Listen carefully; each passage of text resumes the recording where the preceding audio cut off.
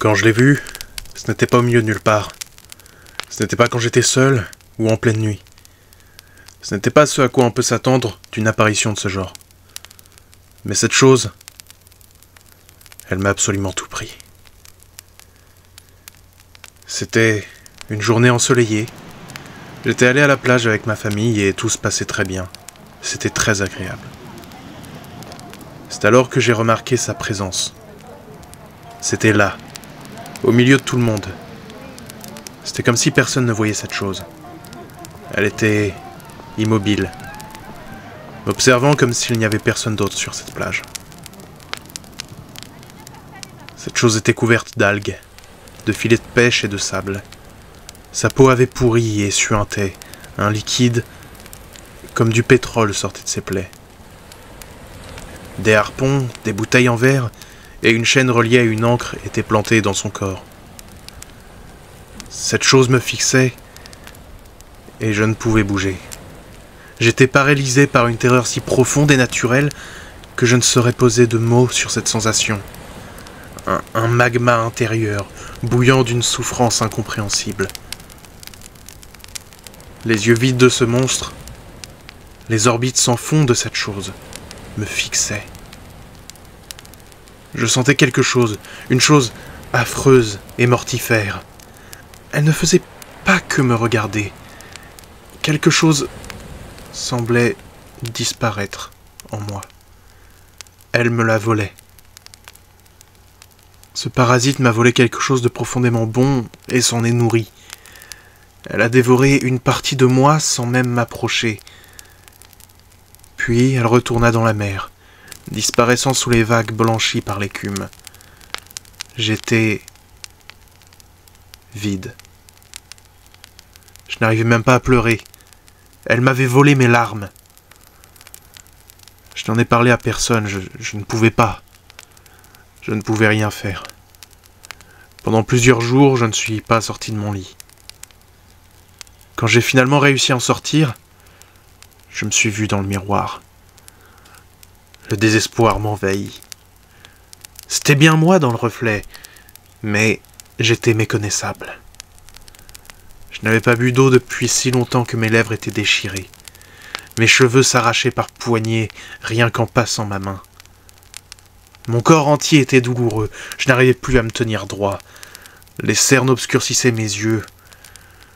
L'impression de n'avoir que des orbites vides à la place de mon regard. Sans vie.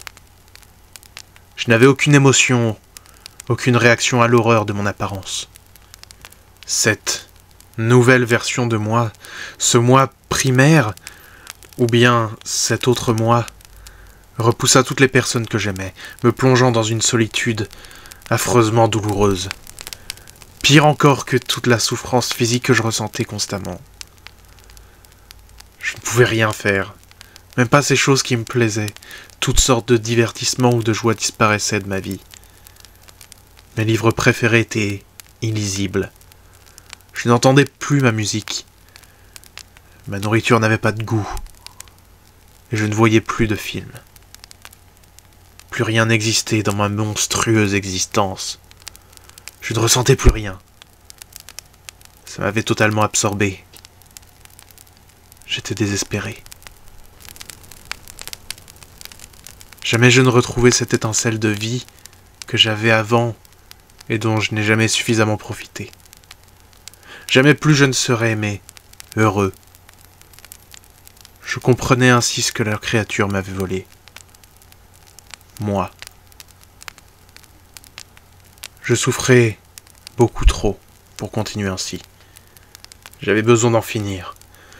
Besoin de retrouver ce que je fus. C'est ici, sur la plage, là où tout commença, que j'écris ces pages. Je m'apprête à quitter tout ce que j'ai jamais aimé, pour essayer de les retrouver. Quand j'observe l'océan devant moi, je vois son regard vide. Elle m'attend. J'espère partir pour quelque chose de meilleur.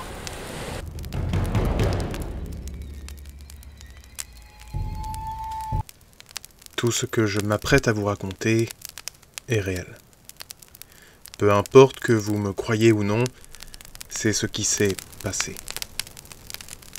Je vous raconte cela ici car j'ai besoin de me libérer de ce poids. Je m'appelle Ted. J'ai grandi à proximité de Boston, mais je fais mes études à Stanford. Malgré le Covid, j'ai réussi à me faire des amis à la fac, Jay et Jamie. Quand on a eu l'autorisation de la fac de revenir étudier sur place, on a décidé de vivre ensemble. Les 3 premiers mois de l'année se sont passés de manière assez normale, puis Thanksgiving est arrivé, et on a eu des petites vacances. Mais on trouvait que faire tout le chemin de retour à Boston pour quelques jours, avec tous les variants du Covid, tout ça, c'était pas forcément la meilleure solution. On s'est dit qu'on ferait un voyage jusqu'à Yellowstone à la place. Jamie proposa à sa copine de venir avec nous. On a fait un stock de quoi grignoter, et on s'est entassé dans ma vieille voiture. Je n'ai jamais été un grand fan des voyages comme ça. J'ai grandi sur la côte est des États-Unis, donc j'ai toujours été proche d'où je voulais aller. Ou alors je prenais l'avion, et du coup ça allait plus ou moins vite. La copine de Jamie, Liz, qui venait de Chicago, était notre experte road trip. Elle nous a appris les jeux à faire pendant qu'on est sur la route, pendant que Jamie s'occupait de la musique. Après 9 heures de route, on était dans l'Idaho, et l'ambiance était assez cool.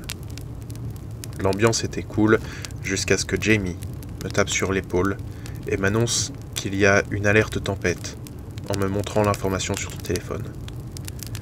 Une alerte qui tombait véritablement de nulle part. J'ai regardé le GPS, il nous restait encore plus de 5 heures de route. J'ai demandé si on avait le temps d'atteindre notre location.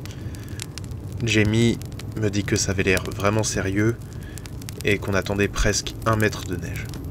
Si on s'arrêtait maintenant, on serait couvert par la neige quasiment. J'ai donc proposé de continuer, mais notre experte road trip a dit qu'il fallait s'arrêter. Qu'on avait conduit longtemps et qu'on avait juste à chercher une location pour la nuit.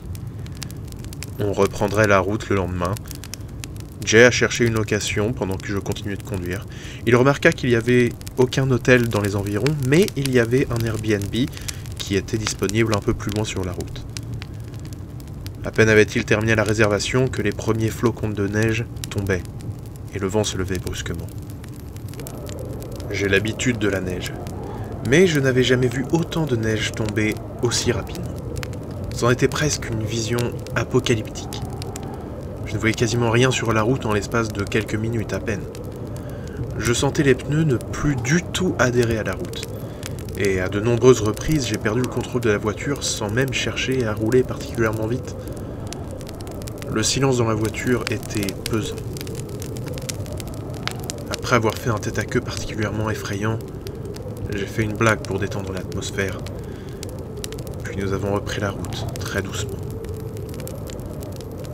Depuis la route, nous n'avons quasiment pas vu la maison, mais nous avons reconnu la forme de la boîte aux lettres sous la neige. Nous étions arrivés. La maison était un chalet avec un seul étage. Pas très grand, à la lisière d'une forêt de pins. La neige était déjà haute sur la toiture. Il y avait une allée en gravier jusqu'à la maison, ce qui a facilité ma conduite. En garant la voiture, j'ai à nouveau jeté un coup d'œil à la maison et j'ai demandé si c'était bien ici. Quelque chose me paraissait perturbant, mais je savais pas quoi. C'était comme si j'étais à côté d'une batterie super puissante. Tous les poils de mon corps étaient dressés. Avant que l'on ne meure de froid, nous avons sorti nos affaires de la voiture et on a rejoint la porte.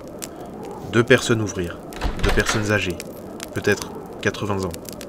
La femme était petite et voûtée, avec des lunettes pendantes à son cou, reliées par une chaîne. Son mari était grand, avec des yeux sombres et très observateurs. Ils nous souhaitèrent la bienvenue, se présentant comme étant les Halstead, Maeva et Julien. Et ils nous ont prié de rentrer. En entrant dans la maison, ça sentait un peu le renfermer. Maeva nous a dit de faire comme chez nous. Avec Jay, on a transporté les affaires dans la chambre dans laquelle nous allions passer la nuit. C'était, certes, une chambre sans fenêtre, mais avec 2 très grands lits et une salle de bain rattachée. C'était plutôt bien. Maeva nous a présenté la chambre avant de retourner dans le salon. Jay a demandé ce qu'on en pensait. C'était pas grandiose, mais pour une nuit, c'était plus que correct. C'est alors que je me suis rendu compte à quel point j'étais fatigué. Je me suis changé pour avoir une tenue plus confortable, puis j'ai rejoint le groupe qui s'était rendu dans la cuisine. En arrivant dans la cuisine, j'ai été surpris de tomber sur Maeva au-dessus d'une casserole. Elle m'a dit que j'arrivais juste à temps. J'ai demandé pourquoi j'arrivais à temps. Le chocolat chaud, évidemment. Elle venait d'en faire pour mes amis qui s'étaient installés dans le salon. Elle avait sa propre recette et elle en était particulièrement fière. Elle m'a tendu un mug et m'a dit de la prévenir si j'avais besoin de quoi que ce soit. Elle préparait également des macaronis pour nous. Étant intolérant au lactose, autant de lait et de crème m'auraient rendu malade jusqu'à la reprise des cours. J'ai regardé Jay, son mug était vide, je lui ai proposé un échange et il a accepté avec plaisir. La nuit tomba pendant qu'on finissait de dîner. Nous avons aidé Maeva à faire la vaisselle et nous sommes allés nous coucher. Les autres se sont endormis en quelques minutes. Étrangement, pour moi, ce fut bien plus compliqué. Malgré la fatigue de la route, j'étais pleinement éveillé dans cette maison inconnue. J'écoutais les craquements du bois, le vent qui hurlait dehors, grattant les murs comme un animal voulant rentrer. Je me suis levé du lit, me disant qu'un verre d'eau m'aiderait peut-être à m'endormir. J'ai ouvert la porte, sans un bruit, et je suis allé vers la cuisine. Quelque chose me stoppa dans mon avancée. La neige tombait comme une avalanche à l'extérieur. Il faisait un noir quasiment total à l'intérieur. Je voyais à peine les sombres arbres au loin, derrière le blizzard. Mais quelque chose d'étrange s'en dégageait. Puis, je remarquai une lueur rouge, derrière les arbres. Elle pulsait légèrement. Je me demandais ce qui pouvait en être l'origine. Des phares de voiture, peut-être ? Peut-être est-ce ces lampes de chasseurs qui sont faites pour ne pas se faire voir pendant la nuit ? Peut-être est-ce Julien ? Mais que ferait-il dans la forêt ? J'ai soudainement entendu le sol craquer derrière moi. Je me suis retourné d'un coup et je me suis retrouvé face à Julien. Je lui ai dit qu'il m'avait fait peur. Il avait l'air très sérieux. Je me rendais compte que, pour son âge, il était vraiment impressionnant. Il était grand et large d'épaules. Et surtout, il avait un fusil à la main. Quand j'ai remarqué ce fusil, une boule s'est créée dans ma gorge et je ne pouvais plus rien dire. Avec sa voix grave et sérieuse, il m'a dit qu'il ne fallait pas que je me promène comme ça la nuit, que je pourrais faire peur à Maeva. J'ai répondu que j'étais désolé, que je cherchais juste un peu d'eau. Je ne pouvais pas détacher mon regard de cette arme. Il m'a répondu qu'il pouvait m'en apporter. J'ai dit que j'allais en prendre dans la salle de bain. Puis je lui ai demandé s'il savait qui était dans la forêt. Il a encore plus froncé les sourcils et m'a répondu qu'il n'y avait personne et qu'il y avait une tempête si je n'avais pas remarqué. Je lui ai dit que j'avais vu une lueur rouge et que ça me paraissait étrange. Ce à quoi il a répondu qu'on voyait des choses étranges quand on était effrayé. Puis il a planté son regard dans le mien. Malgré la pénombre ambiante, ses yeux paraissaient scruter le fond de mon âme, et je frissonnais encore plus. Je savais qu'il ne me ferait pas de mal, mais j'avais l'impression de faire face à un prédateur. J'ai regardé par la fenêtre. La lueur avait disparu.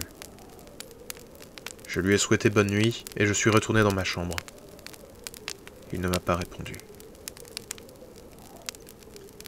Le lendemain matin, nous nous sommes regroupés dans la cuisine pour prendre le petit déjeuner. Je n'ai rien raconté de ma rencontre nocturne, et j'étais plutôt content que Julien ne mange pas avec nous. Par la fenêtre, je remarquais que la chute de neige s'était bien calmée. Je proposais alors qu'on rentre chez nous, le jour même. Jamie me regarda et me demanda si on n'allait plus à Yellowstone. Jay ajouta qu'on avait fait presque toute la route. Je me suis tourné vers Lise en espérant qu'elle me soutiendrait. Malgré l'absence de Julien, j'avais l'impression d'avoir ses yeux sombres déposés sur moi, que ses oreilles écoutaient attentivement chaque mot sortant de ma bouche. Lise répondit que rebrousser chemin n'était pas forcément une mauvaise idée, qu'une grande partie des routes à prendre étaient peu entretenues et qu'avec un temps pareil, la voiture ne pourrait pas passer. Une voix de femme nous demanda comment on allait. C'était Maëva qui arrivait du couloir. J'ai répondu qu'on pensait rentrer le jour même, qu'on ne comptait pas s'imposer. Elle secoua la tête en disant que les conditions étaient trop dangereuses pour reprendre la route. Elle insista pour qu'on reste tant que les routes n'étaient pas praticables et que si c'était une question financière, on pouvait rester gratuitement. C'était très généreux. Jay annonça qu'il devait arrêter de neiger vers midi et que ce serait probablement dégagé cet après-midi ou demain. Maëva acquiesça vivement et annonça que c'était bon. On restait jusqu'à ce que les routes soient praticables. Je regardais vers la porte, tandis que tous les autres se dirigeaient vers le salon. Ils s'installèrent dans les canapés avec Maëva, et je les ai suivis. Aujourd'hui encore, je regrette cette décision. Nous restions dans cette maison jusqu'à ce que les routes soient praticables. Nous devions rester dans cette maison jusqu'à ce que les routes soient praticables. Alors, pour passer le temps, nous jouions à différents jeux de cartes. Au bout d'une heure environ, Maëva a allumé la vieille télévision et a mis une VHS d'un vieux film en noir et blanc.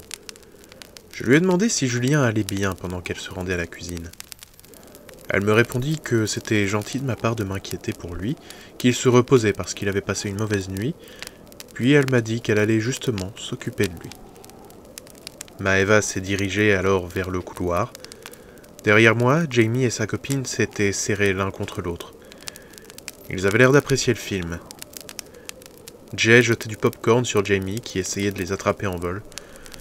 Je me suis mis devant eux et je leur ai demandé s'ils n'avaient pas une impression étrange avec la maison. Jay a dit que non.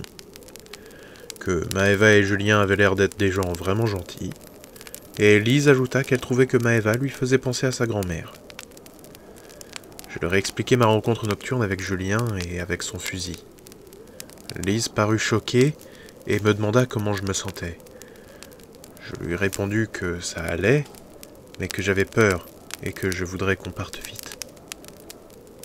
« De quoi parlez-vous » demanda Maëva. Elle était juste derrière le canapé.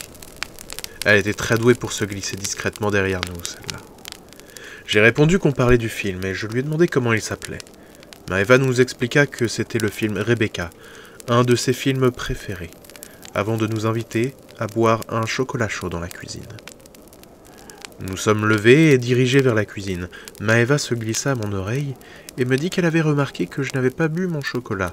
Elle m'a demandé si je n'aimais pas. J'ai répondu que j'étais intolérant au lactose et que mon corps ne pouvait supporter ça. Elle parut surprise et un peu perturbée, mais passa rapidement à autre chose. Jay but avec plaisir ma tasse. À midi, la tempête n'était toujours pas terminée. Il neigea jusqu'au crépuscule et les routes étaient encore plus impraticables que la veille. Julien n'était pas sorti de sa chambre de la journée et Maëva nous invita à rester une nuit de plus, certaine que le temps se dégagerait le lendemain. Je me tournai vers mes amis, essayant de les implorer du regard pour qu'ils ne nous laissent pas passer une nuit de plus ici. Même si c'était dangereux, peut-être même fou, je préférais reprendre la route que de rester là. Jay répondit avant que je puisse dire quoi que ce soit. C'est très généreux selon lui, et il nous a fait signe d'aller nous coucher. Je me suis dépêché de le rattraper en lui disant qu'il faisait n'importe quoi. On avait dit que nous allions partir le soir même. Il m'a répondu qu'il fallait être logique. Dehors, c'était très dangereux, et même si le fusil m'avait fait peur, il fallait comprendre que c'était un couple de personnes âgées dans un coin paumé. C'était assez normal qu'ils aient une arme. Ce n'est pas pour autant qu'ils comptent l'utiliser sur nous. Il vaut mieux se reposer plutôt que de prendre des risques inutiles. Jamie et sa copine acquiescèrent. J'ai dû me résoudre à les suivre. Une nuit, mais personne ne devait sortir de la chambre. C'était ma condition. Nous nous sommes changés et mes amis n'ont pas mis beaucoup de temps à s'endormir. Mais je restais là, éveillé. Je savais que Julien ne rentrerait pas dans la chambre. Mais pourquoi je le savais? Un peu après minuit, Jamie et Lise ont commencé à s'agiter, puis ils se redressèrent dans le lit. À côté de moi, Jay sortit ses pieds de la couverture et les déposa sur le sol. Je me suis redressé et je leur ai demandé ce qu'ils faisaient. On était en plein milieu de la nuit, pourquoi ils se levaient soudainement? Jay s'est levé, je me suis levé également et j'ai déposé ma main sur son épaule pour l'empêcher d'avancer vers la porte. Ses yeux semblaient regarder au travers de moi, comme si je n'étais pas là. Un regard étrange, comme si un voile cachait ce qu'il y avait derrière. Je me suis demandé si c'était du somnambulisme, si les trois avaient une crise en même temps. Je leur ai demandé où ils allaient. Lise m'a alors demandé si je n'avais pas entendu quelque chose qu'ils semblaient tous avoir entendu. Elle parlait comme si elle était encore endormie. Jamie dit qu'il y avait une voix. Je pensais qu'il me faisait une blague, mais Jamie a dit que la voix demandait de suivre la lumière. J'ai demandé quelle lumière, en me doutant de la réponse. En même temps, je me glissais devant la porte, et je faisais en sorte que tout le monde reste à sa place. La lumière dans la forêt. Celle qui n'était pas censée exister selon Julien. Qu'est-ce qui pouvait bien se passer ici? Je ne savais pas quoi faire, j'ai pris de l'élan et j'ai mis une grande claque à Jay. Il atterrit dans le lit et je lui ai dit de rester dedans. Puis je me suis tourné vers les deux autres en leur intimant de l'imiter. En leur hurlant dessus ainsi, j'ai eu l'impression de les réveiller d'un profond sommeil. Ils eurent un léger mouvement de recul et semblaient ne plus savoir où ils étaient. Ils sont retournés dans leur lit et ont remis les couvertures sur eux. Je me suis assis contre la porte, la couverture autour de moi, et je les ai surveillés. J'avais prévu de rester éveillé toute la nuit et de laisser Jay conduire demain. Mais malgré tous mes efforts, la fatigue me rattrapa et je me suis endormi. Je ne sais pas à quelle heure. Quand je me suis réveillé, la porte était entr'ouverte. Jamie dormait encore, mais les deux autres n'étaient plus là. Je me suis redressé et je me suis précipité vers la cuisine. Je les ai appelés, la voix pleine d'inquiétude. Jay m'a dit de la fermer, que j'allais réveiller tout le monde. J'ai failli tomber par terre tellement j'étais soulagé d'entendre sa voix. Lui et Lise étaient en train de boire un chocolat chaud. Je me suis assis avec eux. Je ne pouvais pas me retenir de poser ma main sur leurs bras, comme si j'avais besoin de m'assurer qu'ils étaient vraiment là. Par la fenêtre, je remarquai que la tempête avait cessé. Elle avait laissé un très beau décor enneigé derrière elle. Je me suis levé après avoir remarqué quelque chose. Je me suis approché de la fenêtre pour en être certain. Puis j'ai demandé à qui appartenaient les traces de pas dans la neige. Je recommençais à m'inquiéter. Il y avait les traces de 2 personnes se dirigeant vers la forêt. Je me suis tourné vers Jay et Lise et j'ai demandé où étaient les Halstead. Ils ne les avaient pas encore vus. Je suis retourné dans la chambre et j'ai pris mon manteau. J'ai fait signe à Jay de venir avec moi. Il m'a demandé ce que je faisais. Je lui ai répondu que je comptais savoir ce que c'était. Il soupira et attrapa sa veste avant de me suivre dans le froid et la neige. On avançait tous les deux avec difficulté tant la neige était haute. Nous suivions la piste des traces de pas et on arriva dans la forêt. Au milieu des pins, le silence était très étrange, presque forcé. Il n'y avait même pas un petit peu de vent après toutes ces journées de tempête. C'était déstabilisant. J'observais tout autour de nous. J'avais la sensation qu'un danger pouvait surgir à n'importe quel moment. Je me suis soudainement arrêté. J'ai dit à Jay de tout de suite rentrer dans la maison et d'appeler la police. Alors qu'il se précipitait vers la maison, je me suis accroupi à côté d'un pin. Maëva et Julien étaient tous les deux derrière cet énorme arbre, le corps partiellement enterré sous la neige. Ils étaient totalement nus et ne réagissaient pas. Je me suis approché, leur peau avait bleui, leurs yeux étaient vitreux, leur bouche était ouverte et un mince filet de sang avait séché le long de leurs lèvres. J'avais l'étrange sensation qu'ils souriaient. La police arriva peu après. 2 policiers qui nous ont interrogés séparément. J'ai été le dernier à être interrogé. Je ne me souviens presque plus de ce qu'ils m'ont demandé.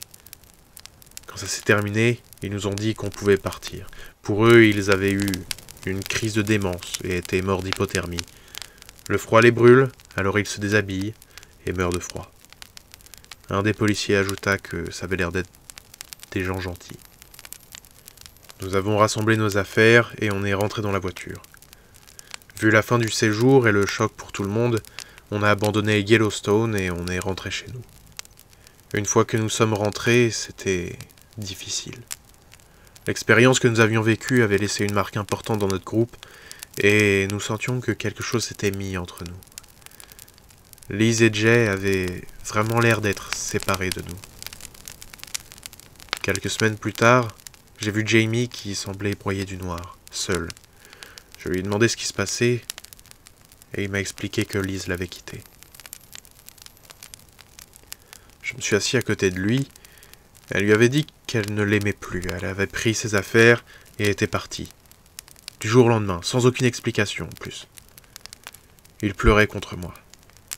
Je ne comprenais pas non plus. Ils étaient vraiment très amoureux et inséparables. Ça n'avait aucun sens. Puis il se tourna vers moi et me demanda si je pensais qu'il y avait quelque chose entre elle et Jay. Je ne comprenais pas et il m'a dit qu'ils avaient passé beaucoup de temps ensemble depuis notre retour.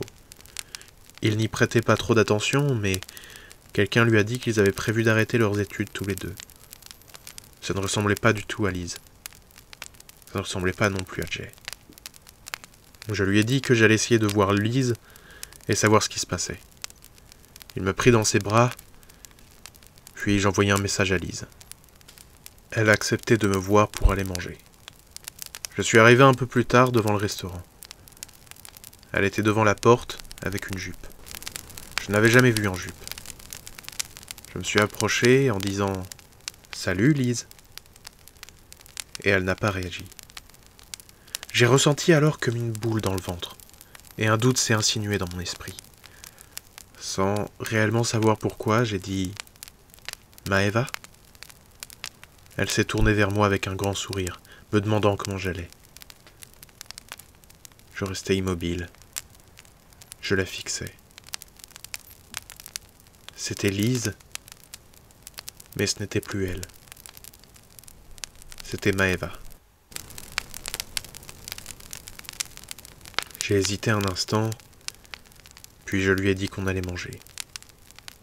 Je ne comprends pas ce qu'il s'est passé dans cette maison, mais je crois que nous n'aurions jamais dû nous y arrêter.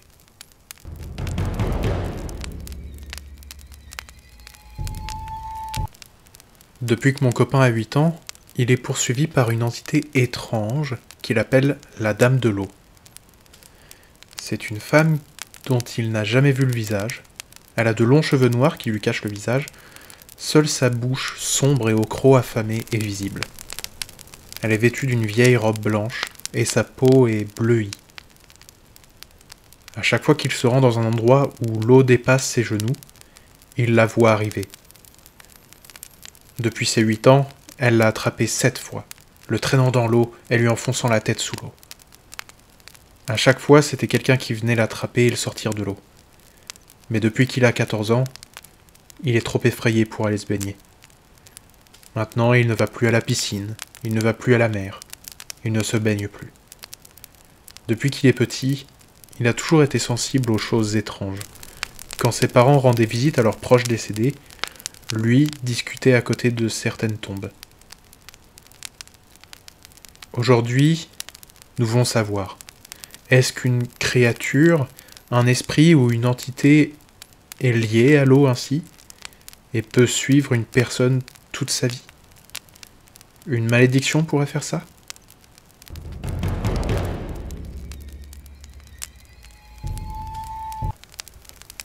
Quand j'étais au lycée, ma mère était mariée à un homme qui s'appelait Donald. Il avait un bon travail, gagnait bien sa vie et nous permettait de bien vivre. Mais sa seule passion dans son temps libre était de vider les bouteilles de vodka de la maison et de comater sur le canapé. Donald n'était pas toujours agressif quand il avait bu, mais après une journée difficile au travail, il rentrait à la maison, descendait une bouteille et essayait de chercher les problèmes avec moi. Peu importe pour quelle raison. Ces problèmes pouvaient rapidement devenir physiques. Mais comme je faisais du sport et des arts martiaux, il est arrivé plusieurs fois qu'il appelle la police pour s'occuper de moi.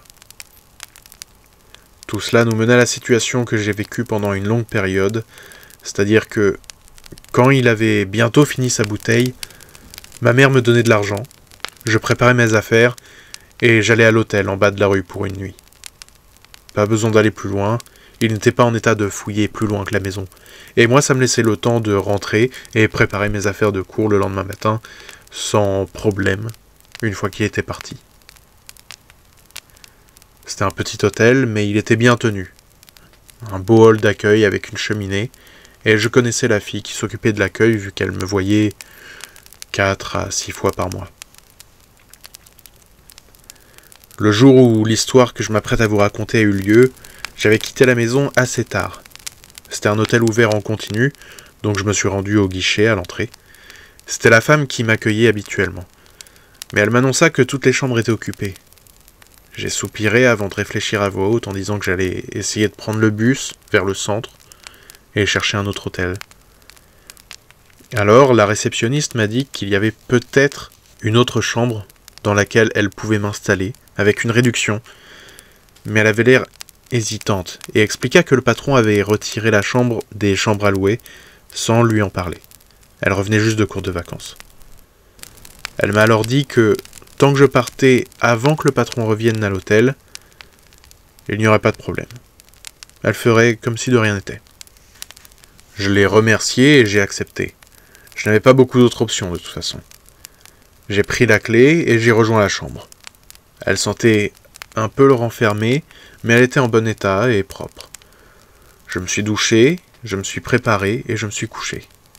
Je ne comprenais pas pourquoi une chambre, de toute évidence en bon état, pouvait être laissée hors réservation. Mais j'étais pas le patron, je l'avais, et en plus, j'avais une réduction. C'était une chambre standard, un simple lit, une télé au mur, un bureau sous la fenêtre, un placard avec un miroir devant le lit, une lampe avec un ventilateur au plafond au bout du lit. Je me suis endormi vers 23h, bercé par le son de la télé. J'étais bien installé, au chaud, dans le lit. Vers 2h30 du matin, j'ai été réveillé non pas par un son, mais plutôt par une absence de son. On ne se rend pas vraiment compte à quel point le doux bercement d'un léger bruit aide à dormir, tant que celui-ci n'est pas remplacé par un silence complet en pleine nuit.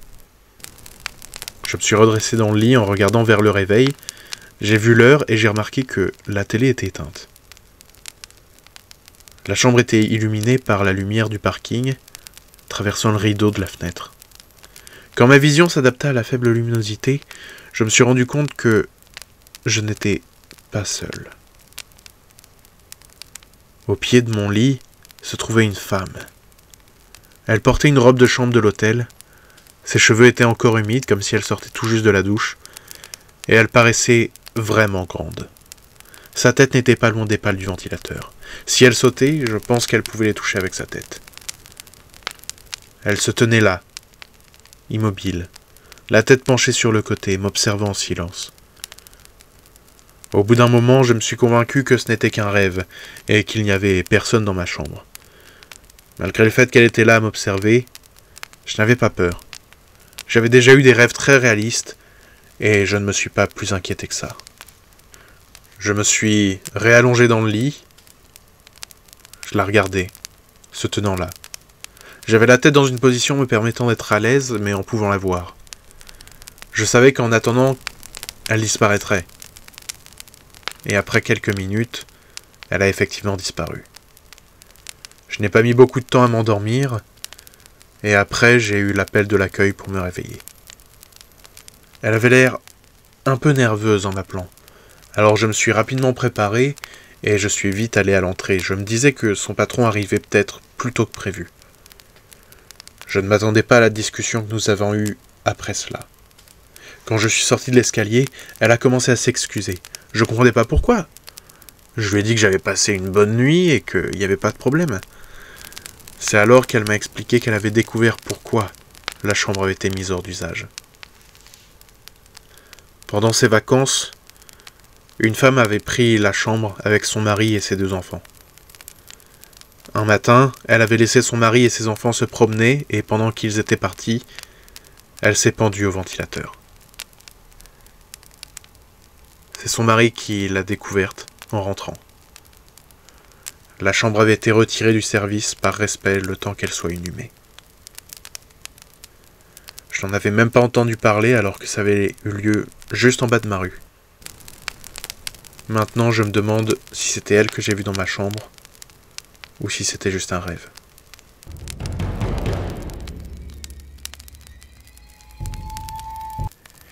Ma maison a été construite dans les années 60 par mes grands-parents. Dans mes plus vieux souvenirs, je ne revois aucun événement étrange, ce qui me paraît assez normal vu que c'est une maison qu'ils avaient eux-mêmes bâtie. Le terrain ne devait pas être hanté par quelconque entité ou truc étrange. Mes deux grands-parents sont décédés dans cette maison. Ils n'ont pas été assassinés ou quoi que ce soit, ils voulaient juste pas quitter leur maison, et ils avaient des lits médicaux et tout, et c'est là qu'ils sont décédés.